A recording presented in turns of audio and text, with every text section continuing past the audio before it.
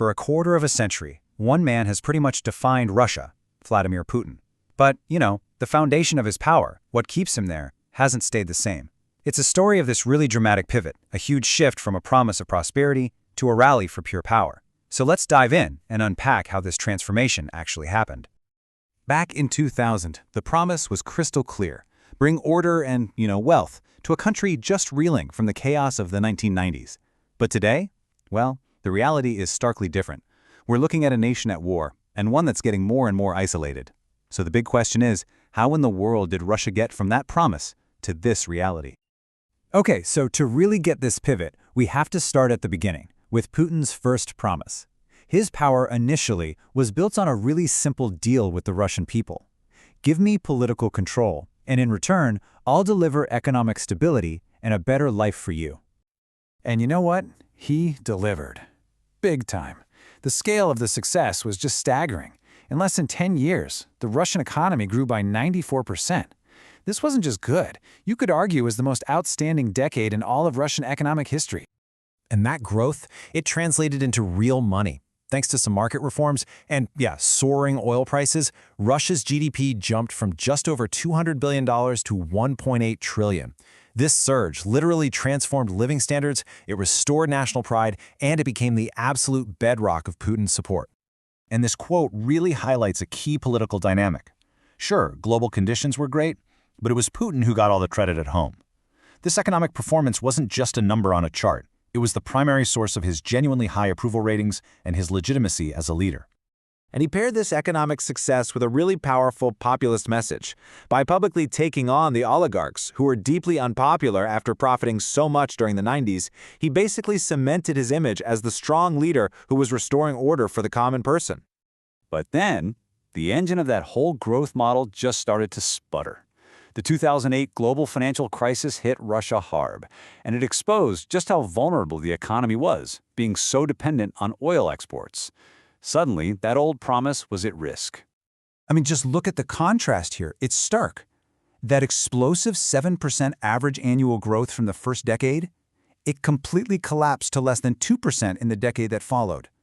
The old economic model was totally exhausted, and they desperately needed a new one. And the leadership, they knew it. Putin himself warned back in 2008 that without serious reforms, Russia's very existence was under threat. But here's the crucial part. Despite all this urgent talk and a bunch of new strategies, those promised reforms, they never really happened. This period also included what people called the Dmitry Medvedev presidency. It was sort of a brief thaw, a bit more tech-focused, and seemingly liberal. It gave us things like the Skolkovo Innovation Hub, and some people actually look back on these years with a lot of nostalgia. But at the end of the day, this little interlude failed to solve Russia's fundamental economic problem. So, this brings us right to the central dilemma. The economic miracle was over. That promise of ever-increasing prosperity, it was broken. So how could the system and its leader possibly maintain legitimacy? The answer was a massive, fundamental pivot. Since he couldn't be the guarantor of prosperity anymore, Putin's role had to shift. He went from being Russia's chief economic manager to its chief nationalist defender. The trade-off is just so clear when you put it side by side.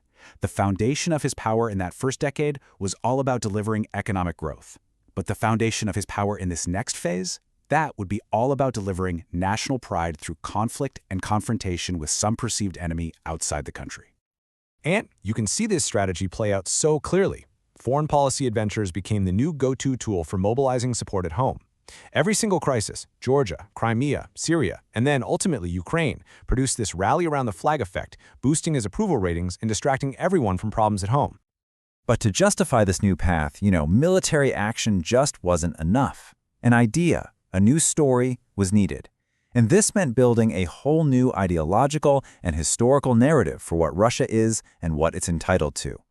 He spelled this out very clearly in an essay he wrote himself in 2021. His core argument?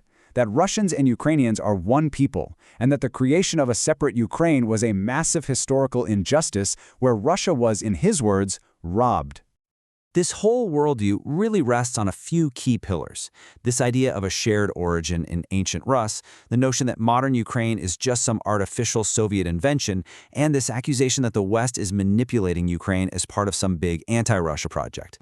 Now that term, anti-Russia, is absolutely key. It completely reframes the entire conflict. In this story, any action against Ukraine isn't an act of aggression. No, it's a defensive move in an existential struggle against a Western puppet that's sitting on Russia's historical lands. So, where does this all leave Russia today? Well, the pivot to nationalism has definitely worked to keep his approval ratings high. But the foundation it's all built on is really complex and, you could say, pretty fragile. The complexity of public opinion is pretty striking when you look at the numbers. Polling shows really high support for the military operation, yet a majority would also support an immediate truce, and over half want better relations with the West. What this seems to suggest is a population that supports the state, but also deeply, deeply wants peace and a return to normal. At the end of the day, the pivot worked. Putin successfully traded one source of legitimacy for another. He swapped that promise of economic growth for the role of the nation's great defender. But this new model requires a constant state of crisis to even function. And this leaves us with one final, really critical question.